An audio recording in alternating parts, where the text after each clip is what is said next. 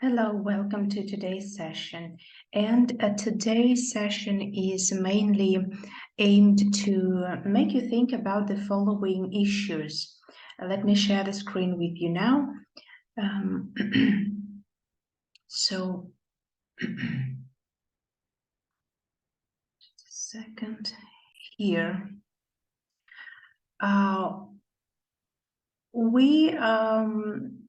I have prepared some slides regarding these issues, and I want you to think about these topics or concepts or maybe problems, let's say, and pick up something for you. And of course, I would like you to have your own, opinion maybe, or tell me then later what do you think about all of these issues here. So L1 and L2 in classrooms or with your students, who who you are going to teach, your private students. Then the relevant problems arising, the relevant problems meaning problems with L1 and L2. And let's talk a little bit about tasks and instructions. So the problem, let's say not problem, but the dispute of whether we should use mother tongue in our classroom or not, it's not a new one. I want you to look at the history, maybe go back to when it all started, because it's we should not, as my professor would say, don't never forget on whose shoulders you are standing. So it's not something that we have created recently.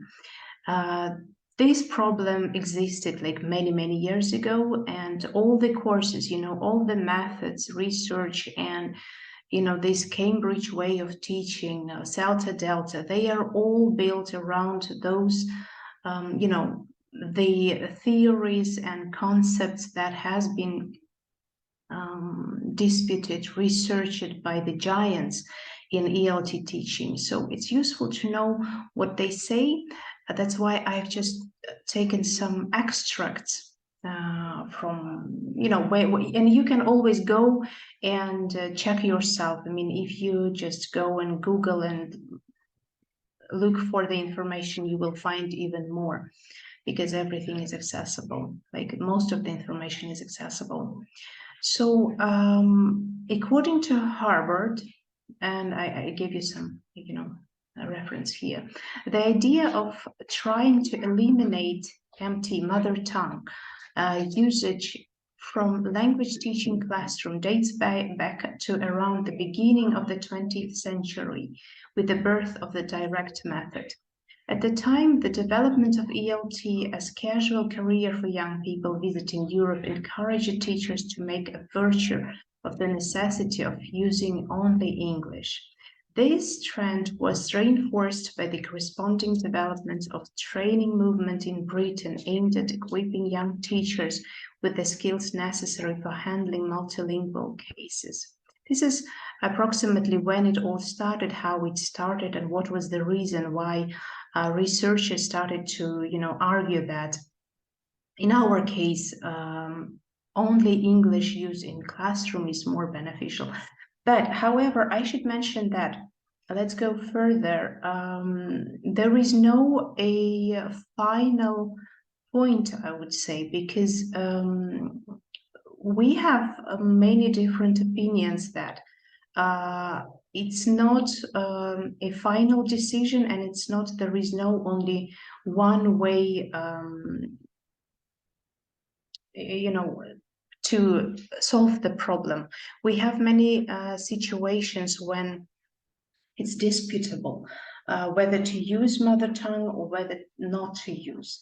But we should also remember that in many cases, and it was empirically, shown, and many research has been carried out, a lot of research that showed that the use of English only in classroom or with your students is more beneficial rather than use the mother tongue.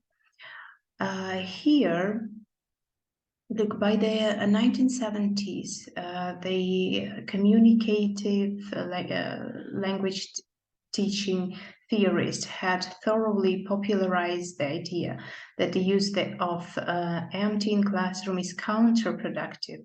Crush, in particular, was influential in this area. He claimed that learning, as opposed to acquisition, is not especially helpful and stressed instead the need for learners to be exposed as much spoken English, which is input, as possible. Yeah, so it's also, I have the reference here. So it's just one of those many resources, many research papers that you can read regarding the disputes of L1, L2 use in classrooms.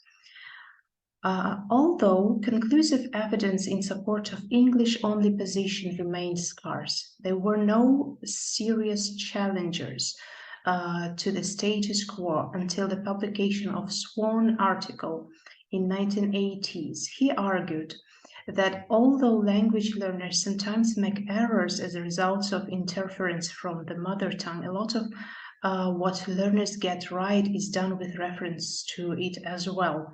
And here, this is also an interesting topic here, but I don't know whether you will have time or whether it's interesting or maybe, you know, relevant to what you're doing right now. Interference from the mother tongue is another very big topic and, you know, the area to research, but there is a lot on this topic, how their mistakes are made because of the mother tongue L1 interference, whether it's good or not.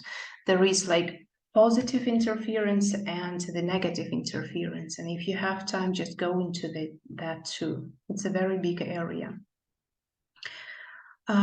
Yes, basically, have a look if you have time at all those disputes. I just wanted to emphasize here that, you know, it's a big area of research, and all those big names in ELT teaching, they claim that it's always better to use L2 in your classrooms, and this is what we need to follow, which is the best way to do. This is my personal opinion. However, there is always space to some exceptions. Yes, we should not forget about those exceptions or maybe special situations, let's say.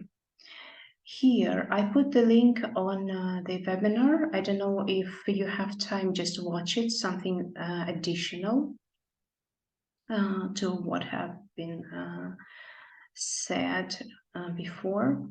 Here, L2 and L2 differences. There is an article I'm going to share.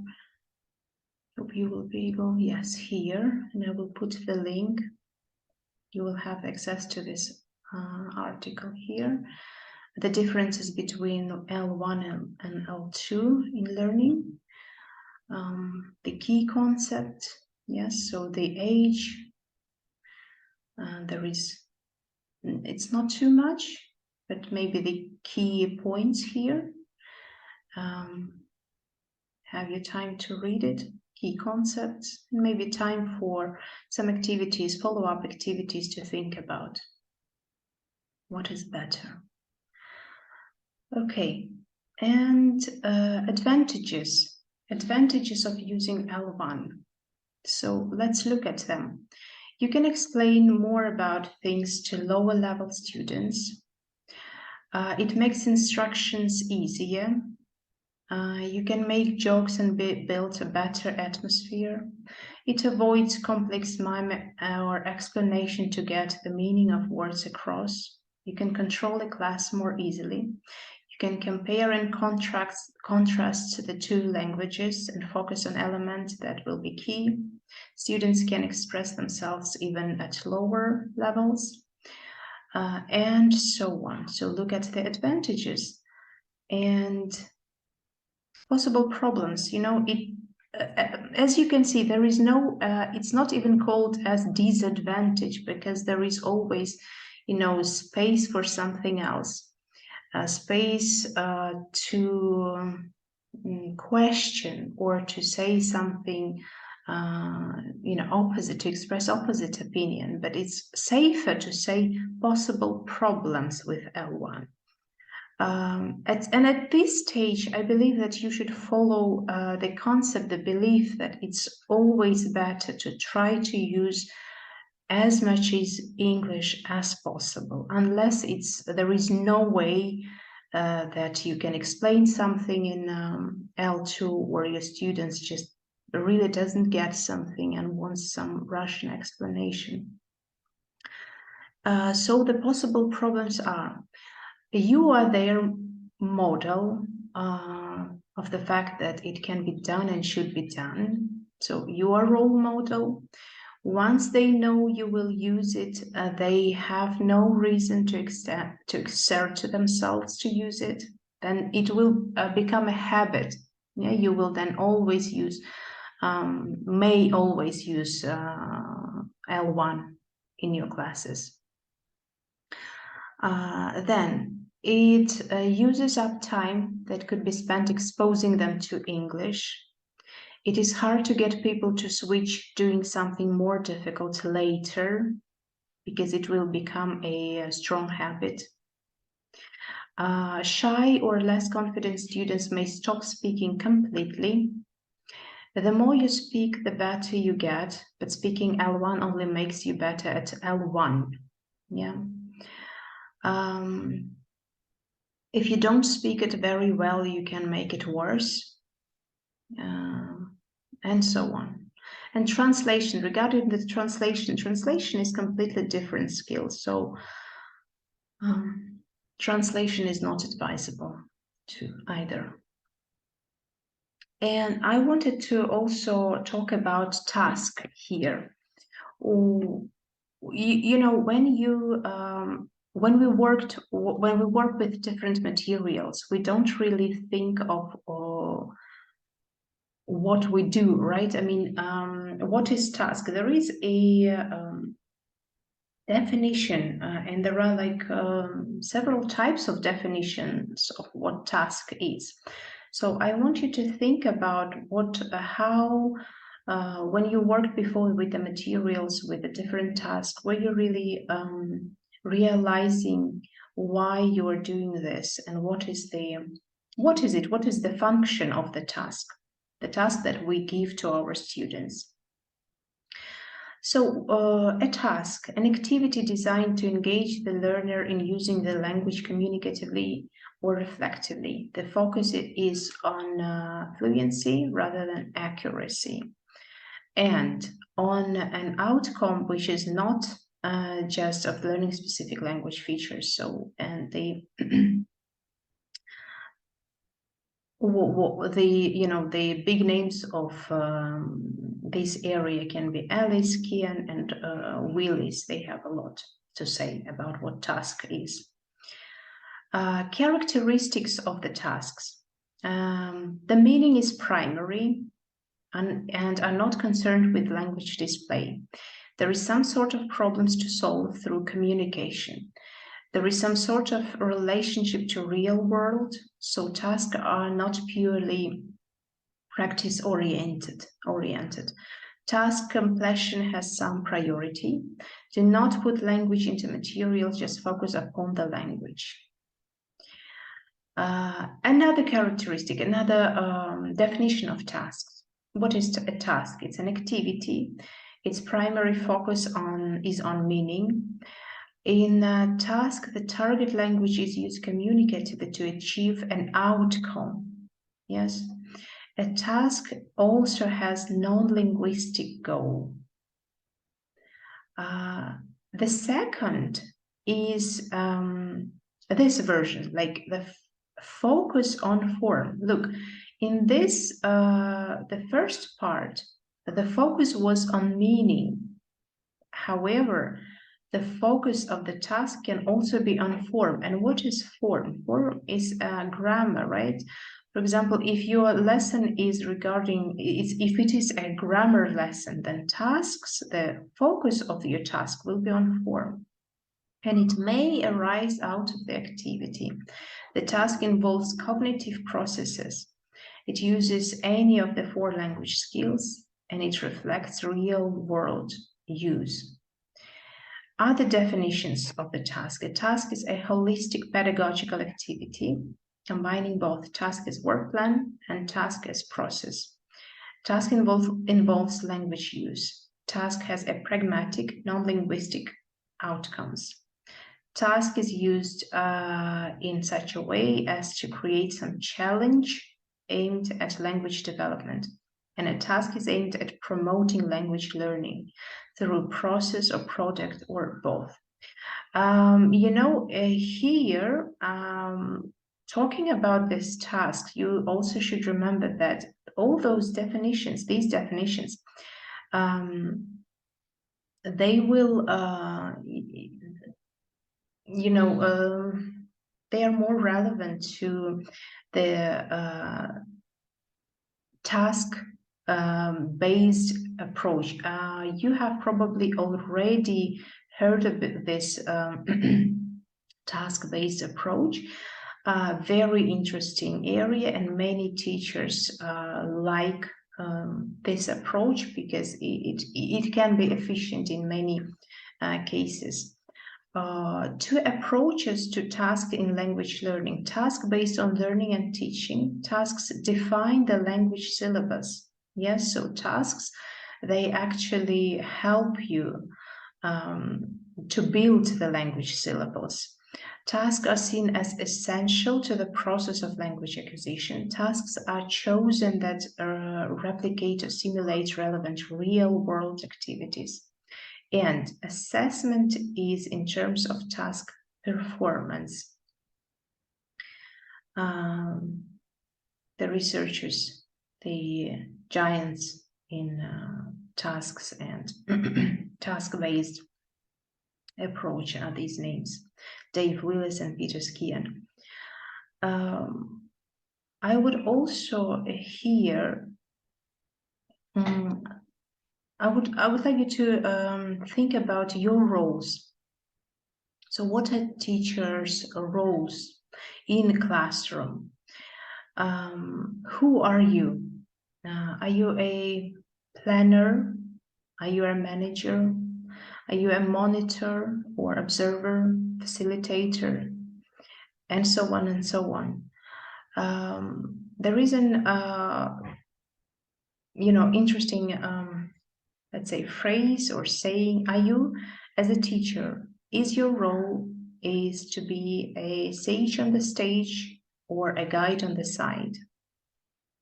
To me, I decided that I am more a guide on the side rather than a sage on the stage. Yeah, I would like to be a person who leads, not leads, however, who guides and helps.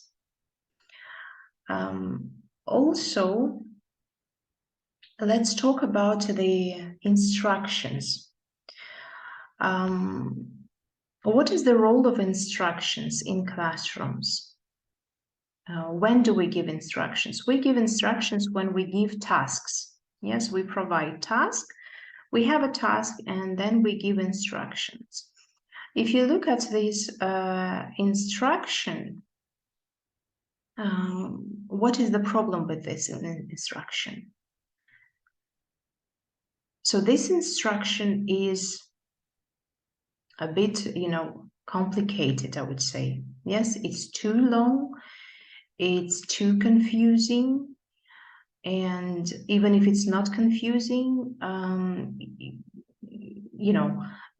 your student may forget what you have just said. Like, the normal question of from your student can be like, could you repeat what I have to do? I don't understand.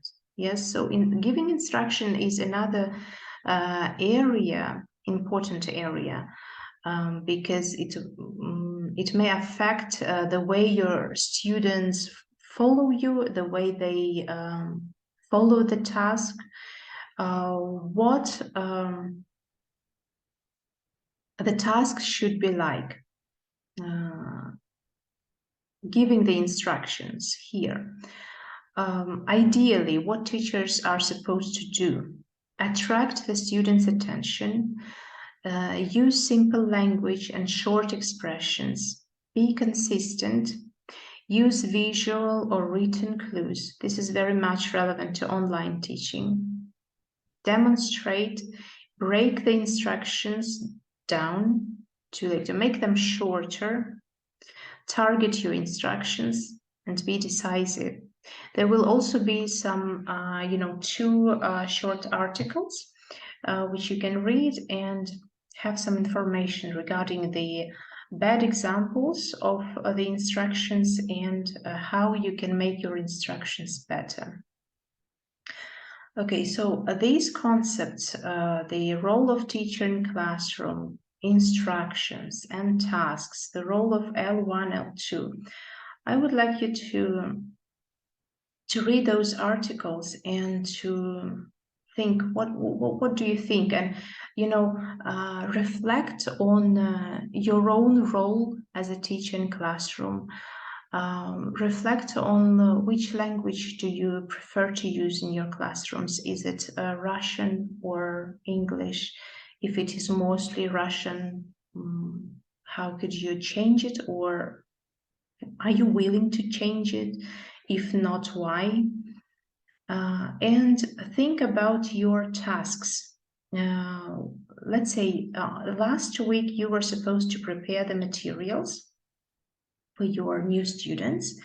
Think about those tasks that you are going to prepare for them. Think of the instructions that you will give them. Yeah. So I wish you good luck, and your homework, your task will be posted there in the table. Okay. Goodbye for now.